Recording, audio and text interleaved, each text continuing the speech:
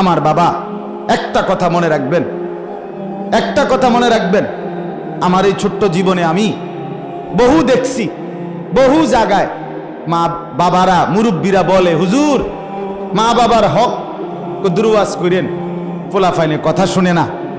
আমারও প্রশ্ন হইল, মনে রাখবেন মা বাবার যেমন হক আছে ছেলের উপরে, ছেলেরও হক আছে মা বাবার কাছে। কথা বলেন না? এখন ছোট্টবেলায় কসম খোদার প্রত্যেকটা মুসলমান ছেলে মেয়ের হক তার বাবা মার কাছে পাওনা হক, এটা তাকে দিন শেখানো। বান্দার হক, আবারও বলছি মুসলমান শুনেন, আবারও বলছি, বান্দার হক বান্দা মাফ না করলে আল্লাহ মাফ করে না। আপনি যদি ছোটবেলায় 7 বছরের ছেলেটা, 7 বছরের মেয়েটা, 6 বছরের ছেলে মেয়েটার হক নষ্ট করছেন, তারে কোরআন শিখান নাই, তারে দিন শিখান নাই, তারে মাদ্রাসায় ভর্তি করান নাই, তাহলে অচিরেই এই ছেলে যদি নাফরমান হয়, পাপী হয়, জাহান্নামী হয়, আল্লাহর কসম আপনি তার হক নষ্ট করছেন। কিয়ামতের দিন এই সন্তান আপনাকে আল্লাহর সামনে ডাইকা আপনার কাছে তার হক চাইবে, হক চাই। বিশ্বাস করেন, হক চাই বেশি। এই বাচ্চা বলবে, এই বাচ্চা বলবে কোরআনে আছে, এই বাচ্চা বলবে রব্বুল আলামিন আমারে জাহান্নামের ঘোষণা হইছে, আমি জাহান্নামে যাব মাওলা, তবে আমার একটা আবদার আছে। আল্লাহ বলবেন কি? তো বলবে রব্বানা আরিনাল্লাযীনা আযাল্লানা মিনাল জিন্নি ওয়াল ইনস, যে মানুষগুলোর কারণে আমি আজ জাহান্নামী হলাম, আল্লাহ আমি তাদেরকে একটু সামনে দেখতে চাই, আমার সেই মাকে আমি দেখতে চাই, আমার সেই বাবাকে আমি দেখতে চাই, যে চোখ বুজে মেনে নিছে আমার নাফরমানি, আমি নামাজ পড়ি নাই, আমারে ঘুম থেকে তোলে নাই, আমার বাপ হাল ছেড়ে দিছে, আমারে কোরআন শিখায় নাই, আমারে দিন শিখায় নাই, আমারে তামসার মধ্যে লাগায় দিছে, তামসার মধ্যে। আজকে আমি তাদেরকে দেখতে চাই, দেখতে চাই। যদি বলেন গাইল্লায়, তো আমরাও ছোটবেলায় গাইল্লাইছেন আপনার মা বাপরে, এটা মনে রাখবেন। গাইল্লায় না, যদি কোনো সন্তান আরো যদি যুদ্ধ করে, আপনি তার চাইতে বেশি যুদ্ধ করতে হবে। আপনার সিদ্ধান্ত থাকতে হবে, আমি মুসলমান, আমি বেঁচে থাকতে আমার বিবি বাচ্চা মুসলমানের সন্তান হইলে, মুসলমানের ঘরে হইলে নামাজ পড়তেই হবে, পড়তেই হবে, পড়তেই হবে। এটাই আমার যুদ্ধ, এটাই আমার সিদ্ধান্ত।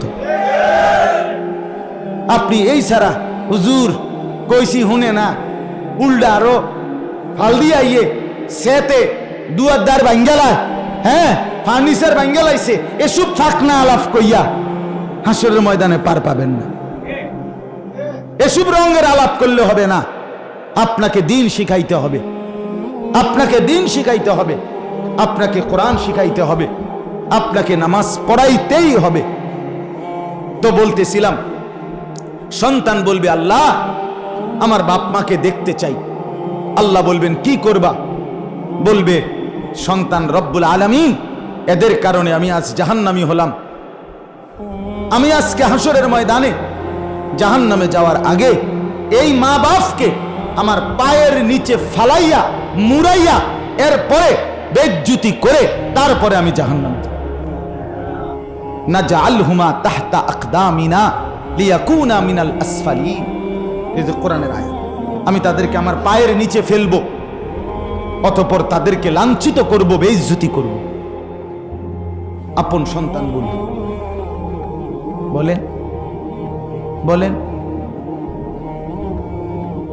আপনারে ওষুধ দিছিল 3 সপ্তাহ খাইতেন, এরপরে মেয়াদ গেছে গা, আপনি মেয়াদ থাকাকালীন ওষুধ খাইলেন না, মেয়াদ উত্তীর্ণ হওয়ার পরে সেই ওষুধ খাইলে তো লাভ হবে না।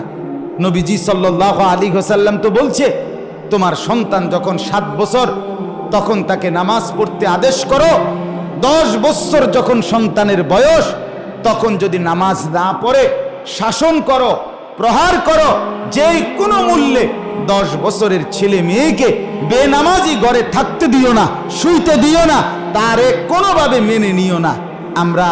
আমরা কি কই? 10 বছর 8 ফুলাইন মানুষ, হুজুর ফুলাইন মানুষ, আস্তে আস্তে ঠিক হয়ে যাব, আস্তে আস্তে বলে ঠিক হয়ে যাব। কোন জিনিস যদি সেটা লোহাও হয়, লোহা এটাও তো ফালাইয়া রাখলে আস্তে আস্তে নষ্ট হয়ে যায়। কথা বলেন না কেন? লোহাও তো ফালাইয়া রাখলে আস্তে আস্তে ঝংকার পড়ে যায়, নষ্ট হয়ে যায়। আমনে হালাইয়া তুইলে বুঝি আমনের ফোলা আস্তে আস্তে ঠিক হইয়া যাব, আস্তে আস্তে নষ্ট হইয়া ফচ্চা গন্ধ ছুটবো, এরপরে নষ্ট হয়ে যায়। চুলের হদিস নাই, জামার হদিস নাই, প্যান্টের হদিস নাই, চুল রাখে জঙ্গলির মতো, জামা প্যান্ট চলা ফেরা কথাবার্তা কিচ্ছুর লগে ইসলাম মুসলমান আলেম ওলামা বাপ দাদা বংশধর পূর্বপুরুষ কারোর লগে মিল নাই। হে আরেক দেশের মানুষ, সে হলো আফ্রিকান জানোয়ার, আর এরা হলো মুসলমান মা বাপ। দুইটা দুই রকম হয়ে গেছে আজকে। মা বাপ একরকম, সন্তানের চেহারা সুরত চুল টুল দেখলে মনে হয় যেন এতে ডাইরেক্ট আফ্রিকার থেকে আসছে, আফ্রিকার জঙ্গলি এটা। কেন এমন হবে? কেন এ কি মুসলমান মা বাবার ঘরে ঘুমায় না? কথা বলেন না কেন? তো মা বাপ আপনি কি করেন? আপনি সিরা সাবান বইয়া বইয়া আপনি কেন সোফা বানাইলেন? এই ডাকাইতের লেগে।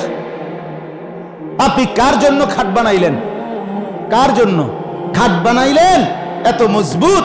আর এই খাটে শুইয়া সারা রাত আপনার ফুতে উলঙ্গ ছবি দেখবে, মোবাইলের মধ্যে আপনার মেয়ে আরেক ফেডার লগে কথা বলবে, এর জন্য খাট বানাইছেন আপনি? কেন কেন বানাইলেন? কেন বানাইলেন মিয়া? আমি প্রায় বলি এ কথা। আমি আমার ছাত্র জীবনে একবার শুধু বলছিলাম আমার আব্বার কাছে, আব্বা আমি এই মাদ্রাসায় পড়তাম না, আরেকটা মাদ্রাসাতে আমারে ভর্তি করায় দেন। আমার আব্বা বলছিল, ফুত পরের বেলা ভাত আমার ঘরে খাইও না, সাবধান, এক লোকমা ভাত খাইবে না, বেরো। আমি যেই মাদ্রাসা দিছি এটাতেই পড়তে হইব, নইলে তুমি বাইরে আনতে। কানতে কানতে তখন চোখের পানি ফেলে মাদ্রাসায় চলে গেছি। বুঝছি বাপ আমার বড় শক্ত বাপ, বাপে বাতও দিত না এক লোক। বাবার সেই কঠোর শাসন আজকে আলহামদুলিল্লাহ আপনাদের সামনে দুইটা কথা বলার তৌফিক দিছে। এই আমার এই বড় ভাই এখানে আছে, এখনো আছে ভাইয়া, এই যিনি বয়ান করছেন আলহাজ হযরত মাওলানা মাহবুবুর রহমান আশরাফি। আমি যখন চাঁদপুর ফরিদগঞ্জ মাদ্রাসায় পড়তাম, ভাইয়া ওই মাদ্রাসার শেখুল হাদিস ছিলেন, প্রধান মুহাদ্দিস, ওইখান থেকেই উনি সান্দিনা আসছে। তো ওইখানে আমি তখন আলেমে পড়ি 2001 সালে। আপনার আমি অনেক কষ্ট করে টাকা জমাইয়া আলগা নাস্তার টাকা বাঁচাইয়া 20 টাকা 50 টাকা জমাইয়া একটা এমব্রয়ডারি পাঞ্জাবি কিনছিলাম, রেডিমেড পাঞ্জাবি, মানে কিনা পাঞ্জাবি আর কি। কিনা এটার লগে এখান দিয়ে শুধু কদ্দুর এমব্রয়ডারি ফুল আছিল আর কি, আর কলারটার মধ্যে এই দূরে আমি অনেক কষ্ট করে টাকা জমাইয়া নিজের টাকা দিয়া গোপনে এই পাঞ্জাবিটা কিনছিলাম। কিনা আমি বোর্ডিংয়ের 4 তলায় থাকতাম, আমার ভাইয়া থাকতো নিচতলায়। 4 তলার সিঁড়ি দিয়া প্রথম যেদিন আসরের নামাজের পরে এই পাঞ্জাবিটা গাও দিয়া বের হইছি, প্রথম ভাইয়ে দেখে লাইছে। এই মাত্র বাইরেছি, এদিকে গেছি, আপনার সাথে সাথে ডাক দিছে, আনিস এদিকে। আসতে দেরি ভাইয়া পাঞ্জাবিটা টেনে ছিঁড়া একেবারে টুকরা টুকরা করে ফেলছে। আমি কত যে কাঁদছি আমার মনে আছে। মার কাছে পর্যন্ত চিঠি লেখা বিচার দিছি, মা ভাইয়া আমার পাঞ্জাবিটা ছিঁড়া লাইছে। অর্থাৎ কোনদিন বাবা ভাই এই সাদা স্বাভাবিক পাঞ্জাবি ছাড়া অন্য পাঞ্জাবি বানায় দেয় নাই। নিজে কেন এমব্রয়ডারি বানাইলা, ফুলওয়ালা বানাইলা কেন?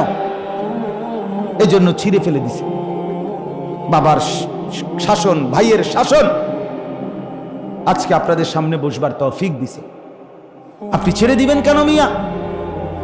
খামখেয়ালি করবেন কেন? সন্তানের সাথে বিবি বাচ্চার জন্য মাথার ঘাম পায়ে ফেলে টাকা রোজগার করে, আর আপনার বিবি বাচ্চা তামসা করণের লেগা কথা বলেন না কেন?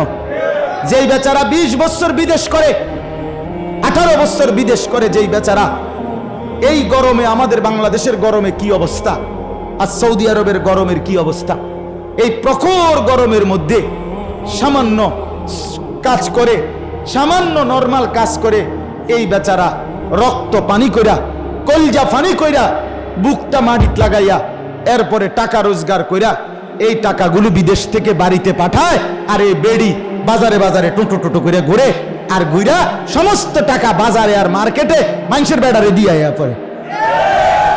এই অসভ্যর জন্য টাকা রোজগার করা, কথা বলেন না কেন? হ্যাঁ, আমার কথা সত্য, আপনি বলেন।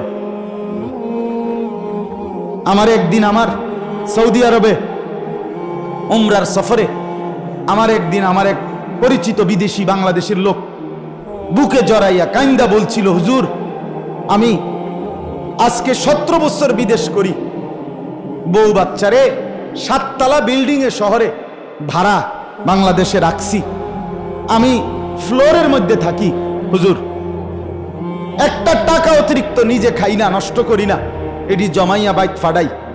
আমি বাড়িতে ফোন দিছি, 3 বার ফোন দিছি, আমার বেডি ফোন ধরে না।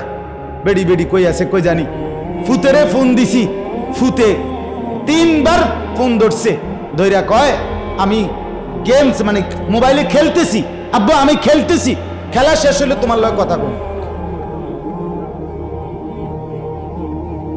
বেচারা আমার বলল, হুজুর আমি না বইলা মনের কষ্টে এরপরে টিকিট লাগাইয়া গোপনে না বলিয়া বাড়িতে আসছি।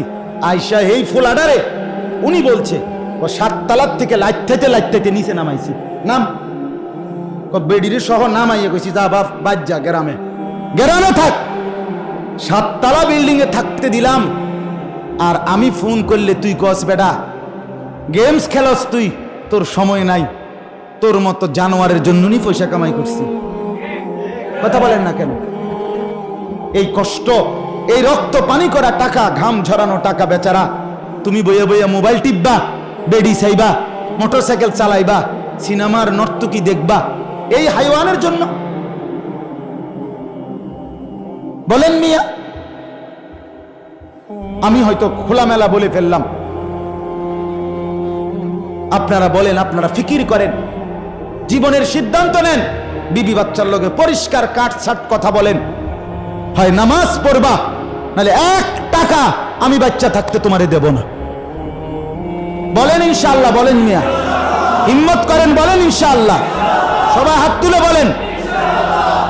হিম্মত না করলে পারতেন না। এই জামানা 1 মিনিটে গুনাহ কোটি কোটি কোটি কোটি, 1 মোবাইল পৃথিবীর সমস্ত গুনাহ নাফরমানি একত্র করে দিছে। বাঁচাইতে হইলে কঠিন সিদ্ধান্ত লাগবে। মেন মেন মেন মেন মেন করে কথা কইলে হইতো না। সাধুয়ানে বইয়া কইবেন, কই তো ফলাইন্ডে তো কই শুনে না, কিতা করতাম, এসব রঙের কথা কইলে হইতো না। শক্ত হইতে হবে, সন্তান মানুষ করতে হবে। আমার সন্তানই আমার জীবন, আমার খাট পালং দিয়ে আমার কি হবে? আমার স্ত্রী সন্তান যদি নাফরমানি হয়, আল্লাহ আমাদেরকে মাফ করে দেন।